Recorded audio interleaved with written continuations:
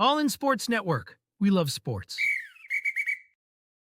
It is Tuesday, November 5th, and this is your daily fix for all things Texas Longhorns as the football team gets prepared to take on the Florida Gators in Austin. Men's basketball is fully underway now, not only just for the Longhorns, but across the nation as well. Women's volleyball will also be touching on a little bit. Sark had his weekly press conference to address the media at the beginning of the week. Yesterday afternoon, we will touch on that as well as other games that impacted the college football season in week 10 during the bye week. A lot of changeup and conference standing shifts, not just in the SEC, but really throughout the Power Four conferences as well. I'm Tanner Carlson. That's Jake Jimerson. This is your daily fix for all things Texas Longhorns right here on All In Horns, brought to you by Rogue Sports Network. And Jake, let's start off with last night's season opener. The number 19 Texas men's basketball team took on Ohio State in Las Vegas, and it was in a losing effort. The final score there was 80-72. And it seemed as though the Texas Longhorns just couldn't really get over the hump of taking the lead. They'd go on runs. They'd go on droughts. Ohio State would then answer those droughts with points. And anytime it felt like Texas got it down to 4 points, 3 points, Ohio State would go on a scoring run and make it back up to about 7 or 8 points. And that's kind of where the game lived, it felt like, really from opening tip. Yeah, I mean, Ohio State jumped out to the really big lead there in the first half. I think it was like 15 points, 17 points. Texas did a good job of battling back, but when you don't shoot well from the field, you shoot terrible from the perimeter, and the other team, a combination of, some bad defensive rotations here or there, and then also Ohio State just shooting the lights out of the ball. When you combine those things, you're typically not you're not going to win a game, especially in college basketball. And especially for an opening game, there's no reason to hit the panic button. I thought there's a lot of good things in this game to take away from that we can dive into, whether it be, on the glass, the rebounding being better than we saw last year. I think they had like 9 turnovers total. And so there's some good things to take from this. Obviously, Trey Johnson's going to be the big one we discuss, but it's always disappointing to open the season up with a loss, especially against a team that I think Texas expected to win. They were 1.5 underdogs on the line, but I'm sure if you ask anyone inside the program, they were expecting to win this game. Yeah, Texas got out-rebounded, but only by 2 rebounds. They also made 7 less three-pointers than Ohio State, so that's a big one right there for you, right from the get-go. Free throw shooting, again, for whatever reason, it feels like the Texas Longhorns tend to struggle at the free throw line. Although they were 15 of 20, that's not necessarily the worst. However, Ohio State still shot at a better percentage, 12 of 14 from the line. But shooting 75% from the line in college basketball is not that bad. There are certain moments of when those misses come. When you're down by 4 and you go 1 of 2 at the line, and then they turn around and hit a 3, that's a 2-point swing in their favor where you're like, man, that was just should have been 2 free points for Texas that ended up not happening. To me, in the first half, Jake, from what I noticed was, and something that I kind of noticed with Rodney Terry in general, is that the spacing between your bigs and your forwards are not necessarily all that great. It feels like the court in the front court gets very crowded at times, and it's not all the time. It's whenever you go through those scoring droughts, for whatever reason, it seems like the offense is just so crammed in together they can't really move the ball, and that's when turnovers happens. That's when hands get into passing lanes for the defense and they get those tip passes, and you can never really get a clean look at the basket. But then you get moments of really good offense and really good stretches, and it's like, okay, so it's possible. It does happen. You have the talent to do so. It just needs to happen more often. And I know college basketball is a game of runs. It's a game of momentum. And when you're playing on a neutral court and it's the first game of the season and you're not really meshing well, you're going to get those sorts of things. So I'm not being too harsh. I have just noticed that there are far too many times within the Rodney Terry tenure at Texas that has been the case of scoring droughts. And Texas has had too much talent, especially on this year's team, for players to go on scoring droughts and just not have a feel for the offense. It's one thing if shots aren't falling, but it's a whole entirely different thing when you've got scores, transfers from other teams across the country that come into your program and then all of a sudden are averaging 6, 7, 8 points a game. Yeah, and this team has, they only had eight players play in the game tonight. I know they have some injuries that they're expecting to get back soon, and that will certainly change the complexion of things. You got a pretty much an all new roster working together, so you got to give it time to mesh. But at the same time, like you said, this is some of the stuff we saw last year. This is some of the stuff that caused them to lose in the Elite Eight a couple years ago under Rodney Terry, and it's going to be ultimately up to him to figure this out. And that will decide his fate at the University of Texas and how long he lasts. Because, and I'm not sounding the alarm already and saying Rodney Terry in the hot seat. It's just we saw a lot of potential tonight. On the rebounding, the getting out rebounded, to me, that's a kind of not really a true stat. Texas dominated the glass in this game. They had 16 offensive rebounds to Ohio State's 11. Maybe not dominated, but they won the battle on the glass. Yep. Texas had 8 more shots. So there's why they lost the rebounding battle, but they had more offensive rebounds because they had more shots, because they forced more turnovers. Ohio State had 15 turnovers. Texas had 9. Texas had 18 points off of turnovers. Ohio State had 2. I'm sure that's going to be something. There's going to be 2 things Rodney Terry's really happy about in this game, and that's 2 things that they struggled with last year. So we talk about the stagnant periods of offense, but at the same time, the rebounding was much better. I think a lot of that comes from having better length at the forward position, at the guard position. It's a overall taller team, even though they still kind of lack with the bigs, which I really wish they could have got just one more big out of the transfer portal. Yeah. And I think that would help this team tremendously. And then Ohio State had 0 fast break points in this game. So there are some really good things to look at, to take away. But at the end of the day, Texas has to produce more out of its half-court offense. The defense struggled for stretches, but I thought they actually settled in, and a lot of Ohio State's points, especially in that second half, were harder earned than in the first half. And so for me, it's all going to come down to this half-court offense based off one sample size. The half-court offense of a very long season. Yes, of a very long season. We got a long way to go. You don't typically start out a game against a better team, and sometimes they can be lopsided games. Sometimes they're games like this where it's just a little sloppy or the shooting's not good. I don't expect this team to just be reliant purely on Trey Johnson scoring, which, speaking of how they lost the game tonight, how good is Trey Johnson going to be this year? He is incredible. Texas has a new freshman debut score in program history, taking over Kevin Durant's previous record of 20 points in a freshman debut.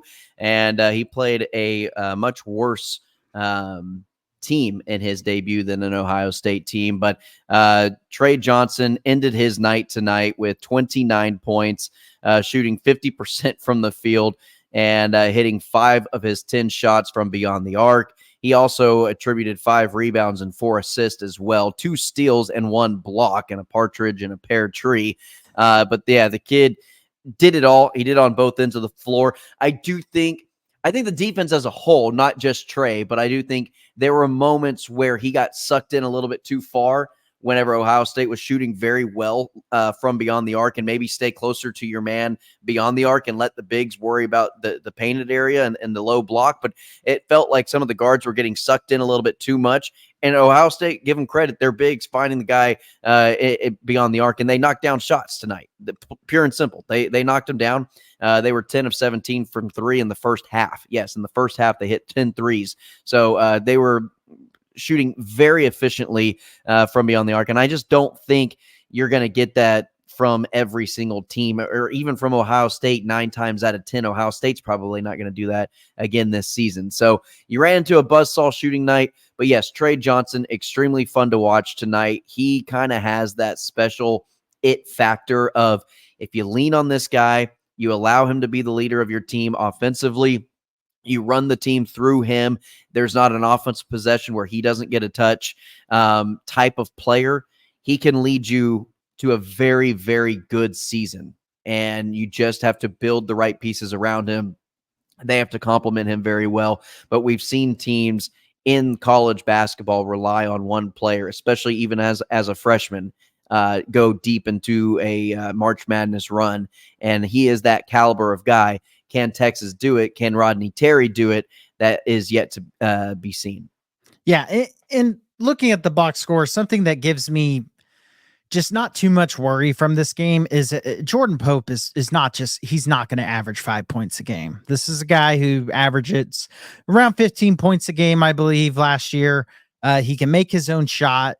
He had a couple nice looks that to make up his 5 points, and you saw some flashes. He's just not a guy who's going to struggle like that. 2 of 8 from the field, 1 of 6 from 3. He needs more shots. He should be. I love Chindo Weaver. Weaver should not be getting the third most shots on the team. Yeah. I think a Julian Larry's a better scorer. I think Pope's a better scorer. I think Kaluma really struggled tonight. I felt like he kind of got a little bit more comfortable as the game went on, but it just seemed he was much better in the second half. Yeah. I think all 3 of his turnovers, which was the thing that stood out, because that's literally a third of the turnovers they had in this game. I believe all 3 of those were in the first half. At minimum, 2 of them were.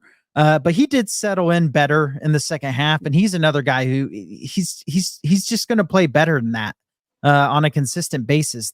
These aren't Trey Johnson is one of the only, if not the only player on this roster who you don't know what he's going to be in college basketball, and it looks like he's going to be pretty good. All these other guys we've seen be a proven commodity in college basketball. So I trust that they're going to get it going. Rodney Terry's going to get them going. And at the end of the day, Texas didn't play a very good game. They shot very poor from the field. They gave up some looks early on, and they lost a game where they were getting it to 1 or 2 possessions. They were battling when it was ugly, and it was the first game of the season. It's a long season. Yeah. I still have full confidence that this team has all the potential to do all the things I've discussed in an earlier podcast. And I'll end it with this, Jake. They mentioned it in the broadcast, and this team has yet to really play with each other, even throughout off-season, summer camps, spring camp, even going into this fall camp, getting prepared for the regular season as the start of the school year has started. Either somebody's been injured for a couple weeks, and then somebody else gets healthy, and then another guy goes down.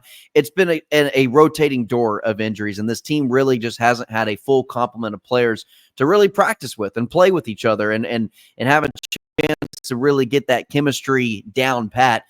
If this team ends up getting healthy, hopefully sooner rather than later, going into conference play, and they get a feel for how each other plays, I think we'll start seeing a much more cohesive group as we get into conference play, and that's really what matters at the end of the day. Yeah, and last thing I'll say on it as well is they get a few games now to kind of get the confidence going. They got Houston Christian, Chicago State, and Mississippi Valley State in the next 3 games. They should win all those handedly, even if they don't play great. Then they get Syracuse. So on November 21st, so here in just, like 2.5 weeks, I believe, we'll get another view of this team against a decent program and kind of gauge how they have improved, with a couple more weeks of practice, a few more games to kind of get the confidence going, and we'll be able to better gauge where this team is at then. And then, of course, they got UConn on the horizon just a little over a month away as well. And Jake, other games going on in the area, and we'll get into this as well here shortly. But number 13, Texas A&M did fall to UCF, a kind of middle of the road Big 12 team. The Big 12 is no joke in basketball. I don't say that as like a joke, but it's also just a compliment to where the Big 12 is going to be. But one of the more higher ranked SEC teams, one of the higher ranked teams in the country, in Texas A&M, fell in their first game of the season. I don't think their season is over by any stretch of the imagination, but just, this is a Longhorn podcast. We're talking about the Aggies. They've been on the losing end, Jake, of a field storming and a court storming in about a 48-hour span. That's got to sting a little bit.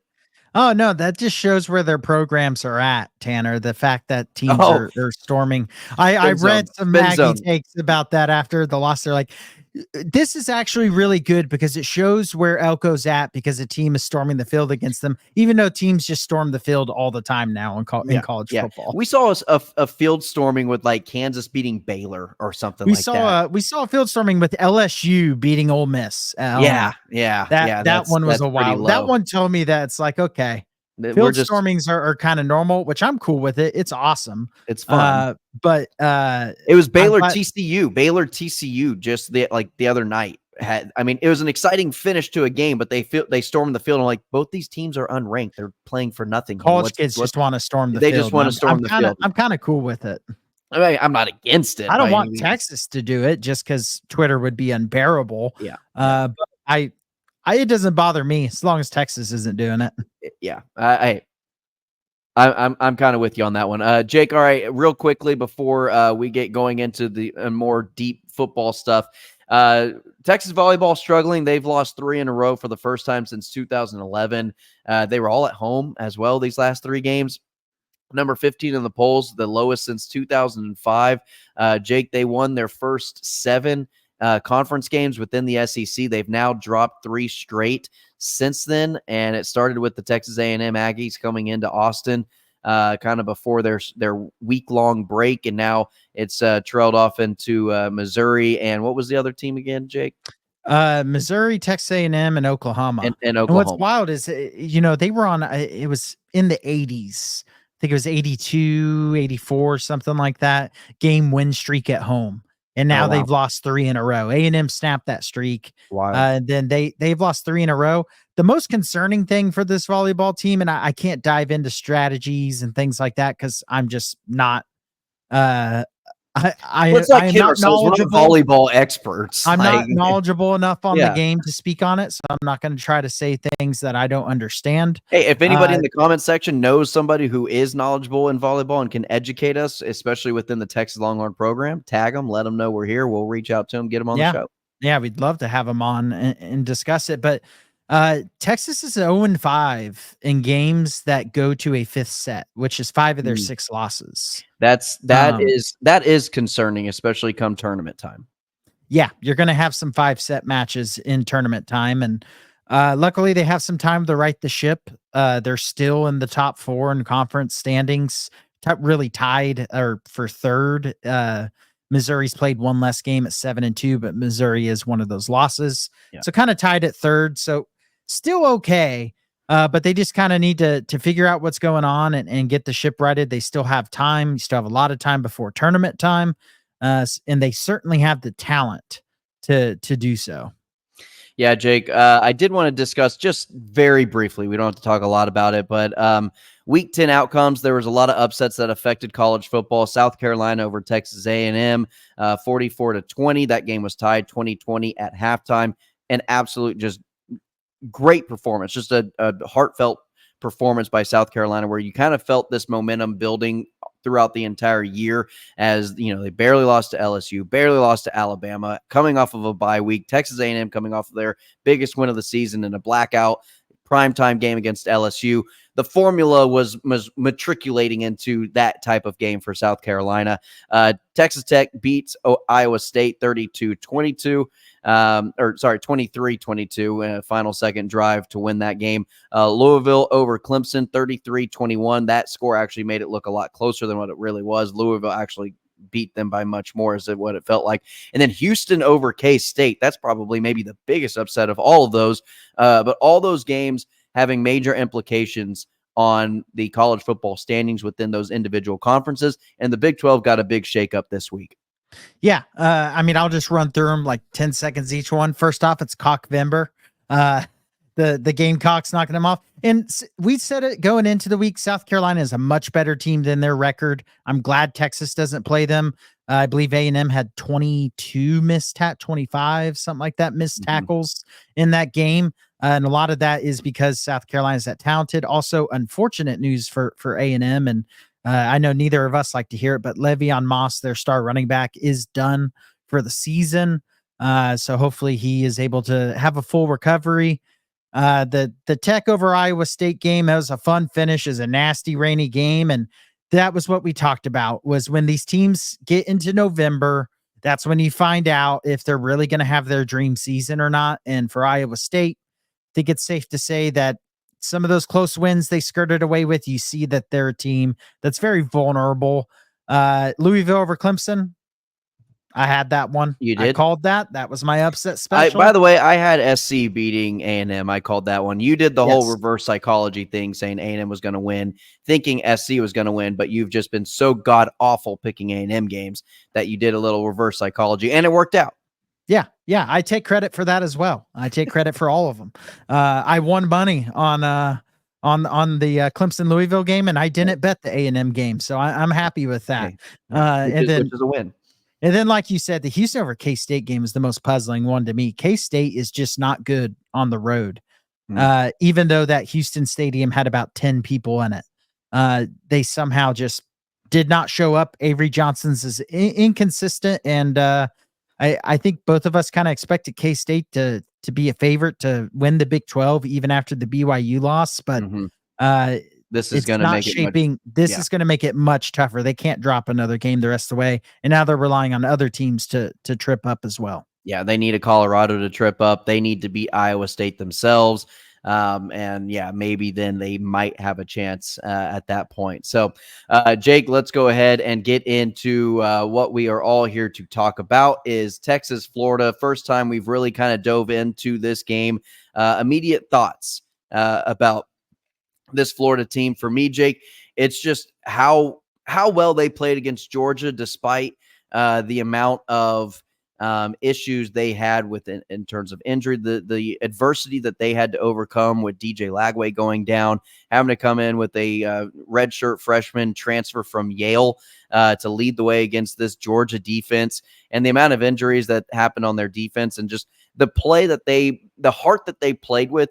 Billy Napier has this team believing in something. I don't know what he has them believing in, but they have them believing in something, which goes to show you that everyone talking about Billy Napier being on his way out after 3 weeks of the opening season, is he maybe going to save his job with just maybe not wins and losses throughout this stretch? They've got 4 ranked opponents remaining. If they win 2 of them, he might, keep his job. But going forward, you kind of have to like the energy that this Florida team is giving just based on their play. They may not be winning games, but they're not giving up. They're not quitting, and they're playing for a purpose. And I think that is huge for a locker room, especially in the college ranks. And if you get rid of Napier, I think you risk losing Lagway. DJ Lagway has been vocal that the only reason he went to Florida was for Billy Napier. And so I wouldn't be surprised if they give him an extra year.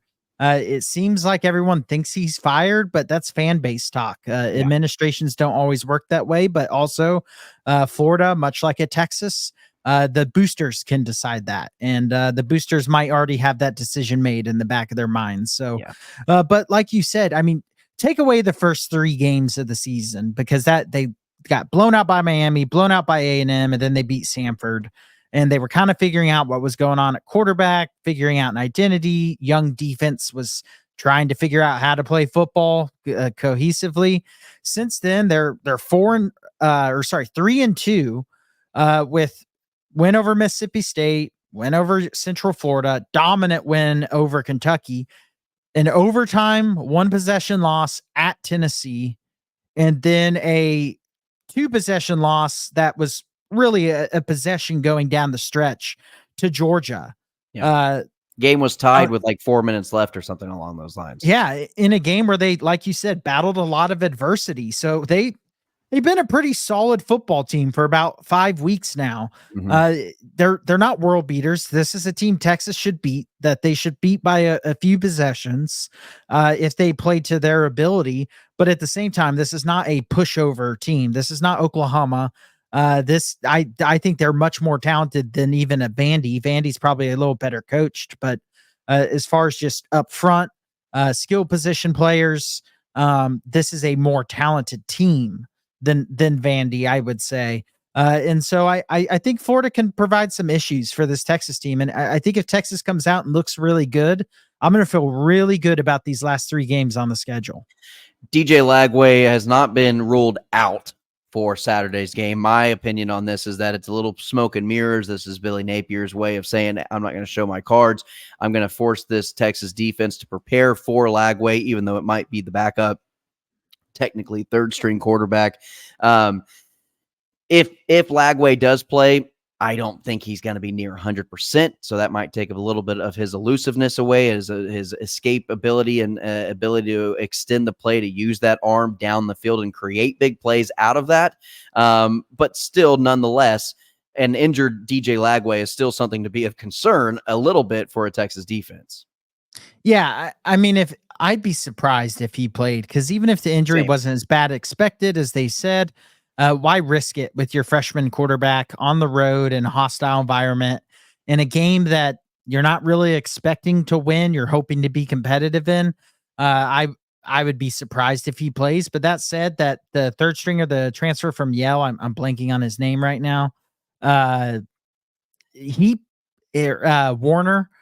He looked, his stats were terrible, but for just getting thrusted into the action, not really probably expecting to play, it being against Georgia of all teams, if he gets a week to prepare himself, I feel like he can at least be a competent quarterback, especially for a third stringer. But that said, I just, unless Florida finds success in running the ball, which they do have some capable backs, Jacoby Jackson looked really good against Georgia. He had 12 carries for 74 yards, good for just over 6 yards a carry.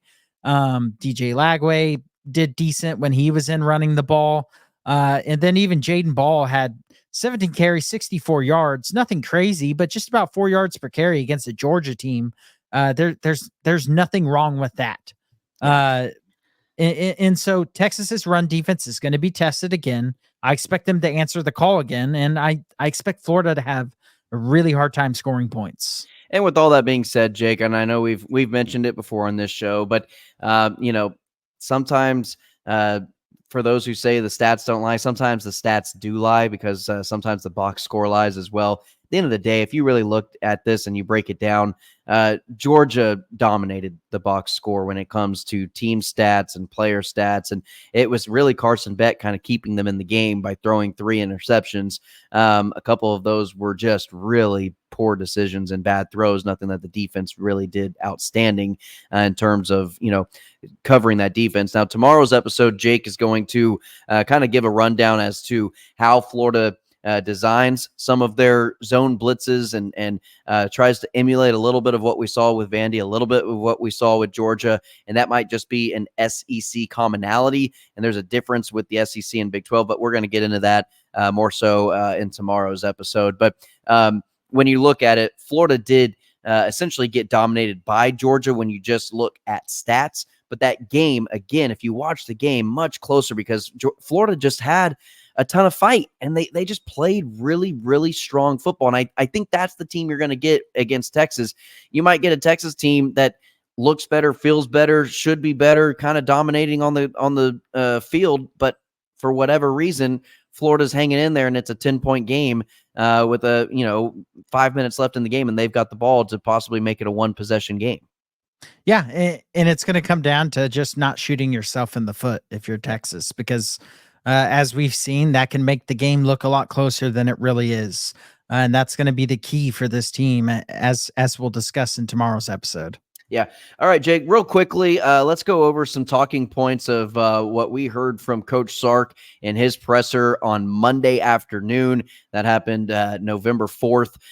Jake, what are some things that stood out to you about what he said? By the way, Jake was able to listen to it much more than I was. I was in the hospital visiting my new nephew, my brother's firstborn. So I've been a little out of commission, at least for Monday. I was able to kind of get back on track a little bit, but family comes first in these situations. It's excited. I've been an uncle for quite a while now, so it's exciting to have you joining the uncle ranks with me.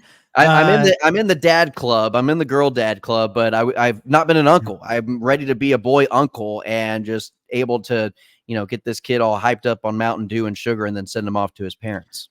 Yeah, exactly. You can be the uncle that causes all the Yeah, problems for your brother now. But exactly, the things that exactly. kind of stood out to me was first off, Bond and Makuba both practice Monday. They're going to see how they respond to it, but it sounds promising just kind of based off Sark's tone and what he said. One thing I thought was really interesting was he brought up Sadir Mitchell, a name we haven't heard in a while, a 5-star defensive lineman that is in his redshirt freshman season and had a somewhat of an altercation. I don't know if I want to call it an altercation, but had an incident, let's say, on the sideline several weeks back. It was either the Monroe or the Mississippi State game where he was mad he wasn't getting playing time, kind of got into it with some coaches, some players, got sent out to the locker room. And then we hadn't really heard much other than it was going to be handled internally. And when that happens, you basically expect the player's going to transfer. Mhm. Well, all of a sudden, Sarkisian's saying Sadir Mitchell's had some really good practices in the last couple weeks, the best practices since he's got to Texas. And Mm. when Sarkisian says a name on his Monday presser, that name sees the field on Saturday and Yeah. typically plays really well.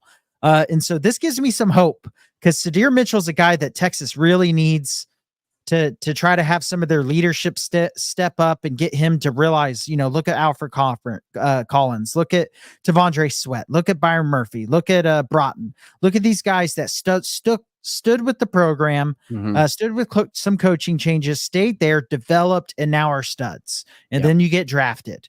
And it's okay. It's only your second year in the program. I know it's not going according to what your plan is, but if you just stick with the system, stick with the process, you're going to develop out. And maybe if you get some playing time this weekend, looks good, is gelling well with Kenny Baker.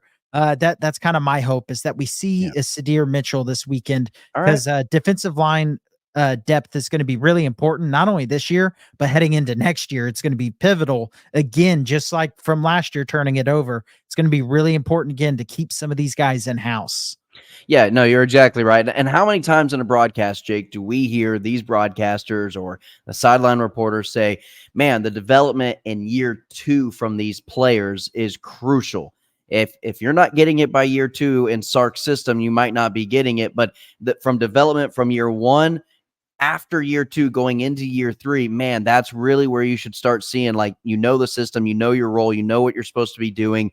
This is where you fit in, and this is where you can thrive. We hear it almost on a weekly basis, and I'm just really excited for players like an Arch Manning, who is in his second year in this system. He's got some playing time now. The development from year 2 to year 3 is supposed to be the biggest leap when it comes to this Sark system. And so players like that to kind of keep an eye on. Jonte Cook, who may not have a role right now that's getting a lot of minutes. Trey Wisner, guys like that. Just think about where this team could possibly be, even like a Ryan Wingo. This is his true freshman year, so he still has that second year leap to make. And guys like Sadir Mitchell can find their spot if they stick with it and they trust the process. I know that's such a cliche in today's game now because everybody says it, but for this system, it is proven to be true more times than not. And let's bring up an example right away. Sark talked about it in his presser. Jahdae Barron. He's a guy that was going to go pro last year, but he went through a process that Sarkisian wants all of his guys to go through. And this is what he said. He wants all of his guys to do this. When you're thinking about going pro, don't just look at mock drafts. Go to the scouts. See what they're saying. Read the reports they write up on you because you can get them and read them. Jahdae Barron did that. He said, okay, I want to play corner. And I want to prove that I can play any position in the secondary and increase my draft stock. What's he done? Oh, he's just been the best defensive back in the SEC and in the country this year. Yeah. He has been absolutely dominant. And Sarkisian's like, I want more of our guys to look at this and say, this is how it needs to be done. Because especially with NIL now, staying an extra year in college is fine. Yeah. You're going to get paid money, especially at a place like Texas.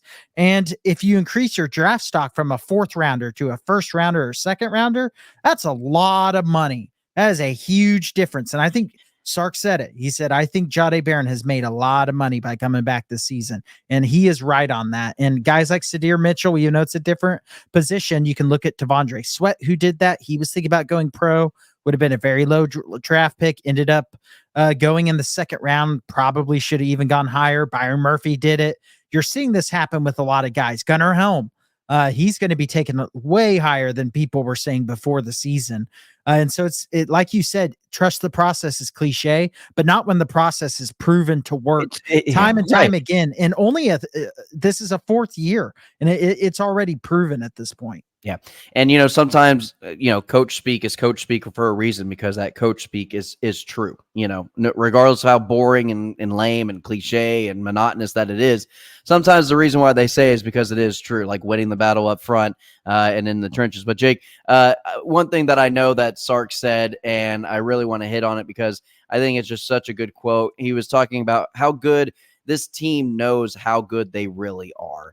That they just need to find their mojo again. If they hit it out of the park, similar to he said they're similar to a home run hitter or a 3-point shooter. They just need to get that mojo back. Sometimes that's by just hitting a couple free throws. That's sometimes by just hitting a couple singles, getting on base, making a couple of plays. And then once you get those little things done, that's whenever the big home run threat comes back and the bats get hot. That's whenever the Steph Curry 3-pointer gets rolling again. So sometimes, that's what it takes to kind of get the mojo back, at least for this offensive side of the ball. The fact that they acknowledge that, the fact that they see that only proves to me where this team is mentally, that they're just fine. Yeah. It is kind of true, right? Because football's a rhythm game, just like every other sport. There's a rhythm to it. And when you get thrown off rhythm, your team can look out of whack. And this offense has looked just a little out of whack. There was glimpses of how good they can be in the Vanderbilt game, and we've already seen how good they can be multiple times in the season, but we've also seen it not look quite right. And I think for them to get really their mojo going again, it's not even necessarily getting an 80-yard touchdown. I think that would help. But to me, it's coming out in either the first possession or the second possession on Saturday and having a drive where you just don't commit any penalties. You go right down the field and you score a touchdown. Yep. And maybe you convert 1 or 2 third downs, but you just have a clean drive, no penalties, no drops, obviously no turnovers. 7 and 12 plays, a 75-yard drive that ends in 6 with no penalties, just a clean, good-looking, solid drive to start the game. Yeah, and then maybe you hit some big plays after that. But I want to see this team go on a sustained drive that's clean. No penalties, nothing stupid, no shooting yourself in the foot, no fumbling it, no plays. tip balls. Yeah, no negative plays, staying ahead of the chains, third and shorts. It doesn't have to be sexy. It just needs to be consistent and see some of those. I really want to see them hit a lot of those 7 to 18-yard passes, that kind of intermediate passing game. I really want to see that come alive. And a lot of that's going to come down to protecting Quinn Ewers, because when he's protected, he's pretty damn good. Yep. All right, Jake, that's going to do it for today's episode. This is only Tuesday of a week-long process of Texas, Florida breakdowns, matchups, and all things Texas Longhorns. We drop these episodes Tuesday through Friday at noon, and then on Saturday, we give you our immediate reaction following the game. So in this instance, our episode on Saturday, since this is an 11 o'clock kickoff, will probably come around 3-ish o'clock. We'll talk about the game and how we felt about it on Saturday. But Jake, this is All In Horns, brought to you by Rogue Sports Network. I'm Tanner Carlson. He's Jake Jimerson. And as always, welcome.